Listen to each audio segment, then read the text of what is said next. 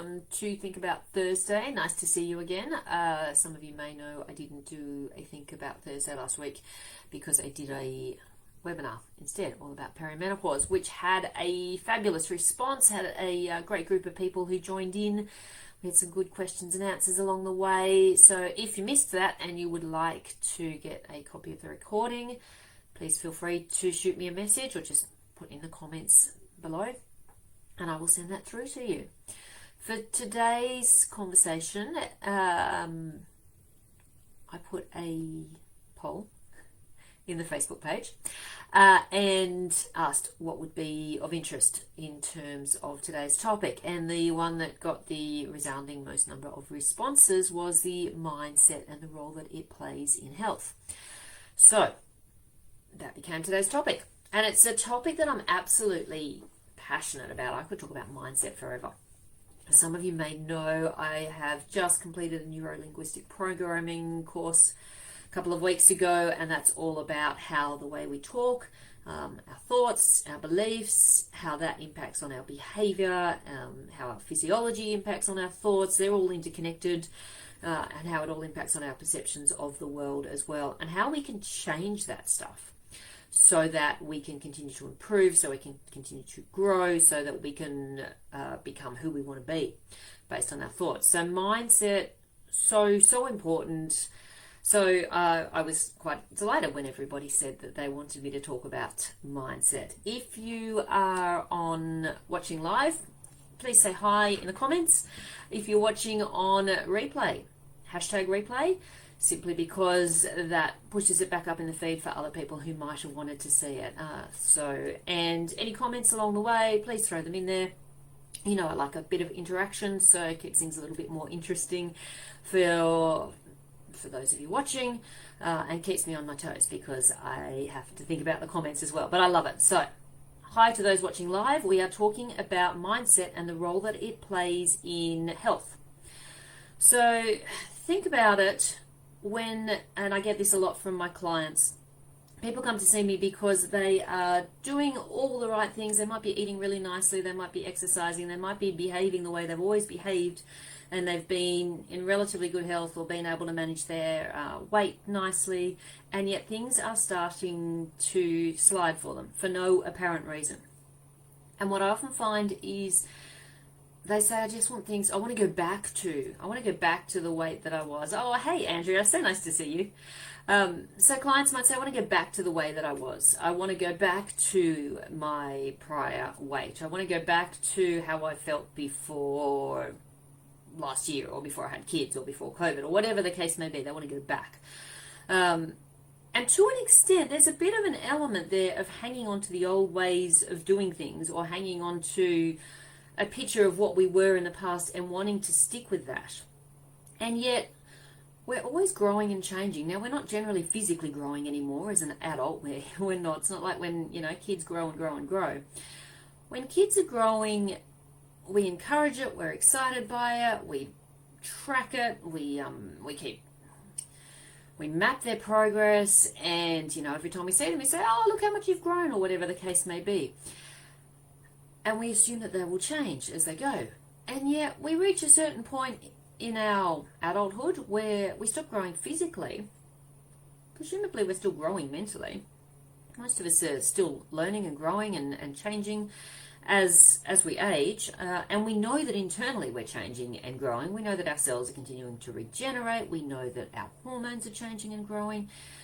So we need to shift our thinking from this, I want things to be back the way they were, to the, well, my body's changing, my mind's changing, so I need to be comfortable with where I'm going, rather than looking back. Mindset plays a significant role in this. I want to tell you a story. I was lucky enough a few years ago, just before COVID actually, to be in America with my family for a long-awaited holiday. We were in Disneyland, and we went on a ride called the Guardians of the Galaxy. I don't know if any of you have ever been on this ride before. It's the sort of ride where you go in, you sit in rows, there's sort of 3 or 4 rows of people on these big chairs, and the the big chair thing slides into, I guess it's like a lift cavity, and it goes up. And then during the course of the ride, it basically, you go up to the top, and then you drop. And then you go back up a bit, and then you drop again, and you're up and you're dropping, and it's completely dark. Except that each time you drop, a screen opens, and there's stuff playing from the Guardians of the Galaxy, and there's lots of loud music and noise, then the screen shuts, and then you drop again, then you're up again. And you never know whether you're going to go down or up, you don't know how far you're going to go, you don't know how long it's going to be, and at some point you go super high and the doors open and you can see right out all over the park, and that's when you realise just how high you are, and then the doors close and you drop again. It was possibly one of the most terrifying rides I have ever been on. And yet it was amazing as well, as you know, most of those terrifying rides are. Now, the reason I'm sharing this story, here's what's interesting about this ride. During our time in Disneyland, we were fortunate enough that one of my incredibly generous sisters had paid for my family to experience a VIP tour. So that meant we had a Disneyland worker with us for 6 hours, walking around the park, getting us straight onto rides. And her job is effectively to go on rides, right? So she knew every single ride inside out. And she said, come on, we'll go on Guardians of the Galaxy. And we said, oh, that was really scary, but okay, we'll go again. And she said, I'll give you a tip. So when you sit on this ride to begin with, you've got little handles beside you. So you sort of sit with you've got a seatbelt on, and you sit with your arms hanging onto the handles. You can't see, but you know, you're gripping your fists because you're going up and down. So you hang on really, really tight. And she said to us, don't hang on. Oh, Will, what are you talking about? Don't hang on. She said, I promise you, trust me, don't hang on. It will be a whole different experience. So we thought, all right. 2 of the kids didn't come in. They were like, no, we've done this ride once. We don't want to do it again. But so it's my husband and one of my other kids and me. And we didn't hang on. And it was a completely different experience because instead of being super tense and sort of hanging on and being terrified and everything clenched, the simple fact that you weren't holding on meant you were a little bit more relaxed. And then you worked a bit more with gravity in that you floated up and down a little bit more. Not completely, obviously. You were still, falling fairly quickly, but there was a pause and then you'd fall and then you'd sort of float back up again. It was like being on a trampoline. So different. I couldn't believe how different it was just not holding on. So just having a different physiology when I went into the ride impacted my experience on the ride massively. Absolutely massively. Different physiology impacted my behavior and impacted my response. And so I was thinking about that when I was doing this neuro-linguistic programming course recently, and when I'm talking about mindset and how mindset impacts on our health. When you go into a health journey, a health problem, might be that you're wanting to lose weight, might be that you're wanting to improve your energy, might be that you're wanting to feel better. Quite often, our thought process when we start this, and I see this with a lot of my clients, with a lot of friends, right, that's it, I'm going to go really hard. I'm going to absolutely knuckle down. I'm going to work so hard on losing my weight. I'm just going to be really, really rigid. I'm going to be really strict. I'm going to make sure I lose the weight that I want to lose. And so they go in super, super hard. And almost at that point, you're creating this tension in your body because you're assuming that the process is going to be hard. In the same way that we were assuming on that Guardians of the Galaxy ride that it was going to be scary, and so we were holding on really tight. When we went back in feeling a little bit more relaxed and let go and just went with the flow, whole different experience. So the same thing applies with your health journeys. If you go in with the view of, I'm going to go with the flow here, I am going in with the view that this is going to be great because I'm working on my health, because I'm going to take small steps that are going to help me feel better.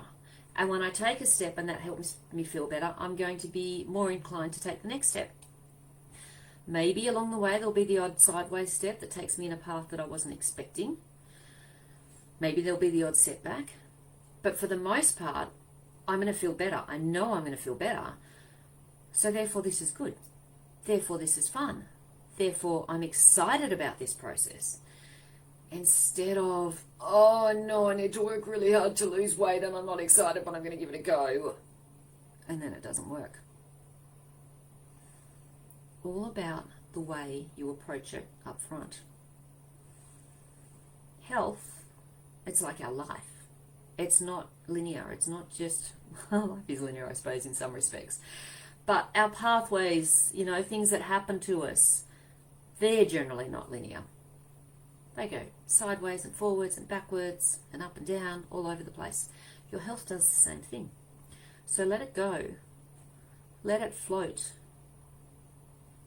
Be ready to experience some changes and some shifts, but be ready for those to be good, for those to be positive, rather than for them to be really tough. Only everything has the meaning you give it. That's a line we learnt during our NLP training. Only everything has the meaning you give it. So if you say to yourself, this is going to be a really hard diet, it's going to be impossible, I'm not going to be happy until I get to X amount of weight or until I get back to where I was, whatever the case may be. If you make it hard on yourself, yes, it will be hard on yourself. If you say, no, this is going to be a positive experience, maybe it'll be a bit challenging, but I'm actually going to enjoy the change, I'm going to enjoy feeling healthier, I'm going to enjoy what I'm eating, then it will be a positive experience. Because only everything has the meaning you give it. I want to share, is it okay if I share one more story about rides, Disneyland rides? Because I started thinking about the Guardians of the Galaxy ride, and that reminded me of another experience on a ride called the Incredicoaster. And this experience relates to my daughter, who I think was 10, she must have been 10 at the time, 10 or 11. She went into Disneyland with a very positive attitude of, oh, thank you, Andrea, I appreciate that. So she went in with a very positive a positive attitude of, I'm going to try every single ride, because she had, prior to this, been very nervous whenever we went to fun parks. So she says, no, I'm going to try every single ride at least once. And we go to the Incredicoaster, which is this, impressive looking big roller coaster, and we're quite excited about it. And we're lined up, and she happens to turn to me and my husband. She said, this doesn't go upside down, does it? And we both said, no, it doesn't go upside down. And then we got on the ride. And I was in front, and my daughter and husband were behind me, and the two boys were further behind. And the ride started. Within 10 seconds, we realised, my husband and I looked ahead, went, oh, it's a great big loop. It is the very first thing that you do on this ride is go upside down. And so we hadn't actually deliberately misled her. We just didn't, even though it was right there in front of us, we just didn't see the loop until we were on the ride. So anyway, off we went up and over the loop and then around and up and down, and it was a fantastic roller coaster. I love roller coasters, you're probably getting that impression. It was a really good one. But I was thinking, oh my goodness, have we just ruined Emily for the rest of the trip? Is she not going to want to go on another single ride? And my husband was thinking the exact same thing behind me. Because of the nature of, big roller coasters, they've got the big shoulder harnesses. So holding on as it's finally coming into the end, my husband's looked over at my daughter, but he couldn't see her because of the big over the shoulder thing. And he's thinking, oh, is she going to be okay or not? And he says, was it all right? And he said, all I saw was this little hand with a little thumbs up. And he thought, oh my God, she's loved it. And she did. She absolutely loved it. Now, the reason I tell that story is because her expectation impacted the outcome. If she had known she was going to go upside down, she would have been way more scared in that ride, and she may not have even gone on it because she had a bit of a fear of going upside down in rides. She didn't know. She got on the ride. She went upside down. She knew she was upside down when she was upside down, but she loved it. So her expectation of the ride just being an awesome roller coaster impacted the outcome for her. And our beliefs will dictate our success or our failure. So her belief about the ride dictated the success for her of the ride. Very fun ride. We did it so many times. So our beliefs will dictate success or failure. The biggest problem with your beliefs is that you believe them. So if you believe you're going to start a health journey and it's going to be really tough and it's going to be really challenging and you might even fail because it's never worked in the past, if you believe that, probably that'll happen. If you believe that your health journey is going to be an improvement for you If you believe that this is the way forward, if you believe that you will feel better as a result of it, then you will feel better as a result of it.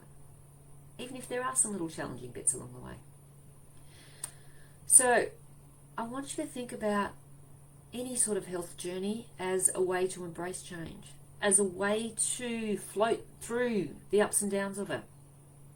Even perimenopause, signs and symptoms, some of them can be quite nasty, and don't get me wrong, I'm not suggesting you have to put up with them. There are plenty of things that we can do to help reduce some of those symptoms that challenge us. The hot flushes, the brain fog, the insomnia, there's lots of things we can do to help those. But if we go into perimenopause, go into change of life scenarios, go into health journeys with the perspective of I'm going to make myself feel better, I'm going to improve my health, then you are much more likely to have a good experience and to come out the other side, whatever your health journey, whatever your health challenge is. And so many people that I know who've gone through menopause and come out the other side, so much more confident, so much more sure of themselves, so much more sure of their place in the world. Don't give a stuff about what other people think anymore. Been through so much, grown, experienced a lot, and just feel so much more happy with themselves and with their place in the world. So I want you to think about moving through your life, moving through your health with that positive belief system that things will work out, that you're going to enjoy the experience, remembering that your beliefs will dictate your success or your failure, and remembering that only everything has the meaning you give it. I hope that has been meaningful. I trust that you found it valuable and that it's given you some food for thought, because the thing with mindset as well is food for thought. Let it float around in the back of your mind. Let things come to you. Pay attention to your thought processes. Pay attention to how your thoughts impact your physiology, to how your bodily reactions impact your thoughts and your behavior. Just pay attention. The more we notice this stuff, the better we can respond to things. I am going to sign off. Thank you for watching. Remember, if you're watching on replay, #replay. Lovely to have you on here. Thanks again, Andrea, for your couple of comments. Really appreciate that. And I look forward to seeing all of you next week. Think about Thursday. Enjoy the rest of the evening. Take care. Bye.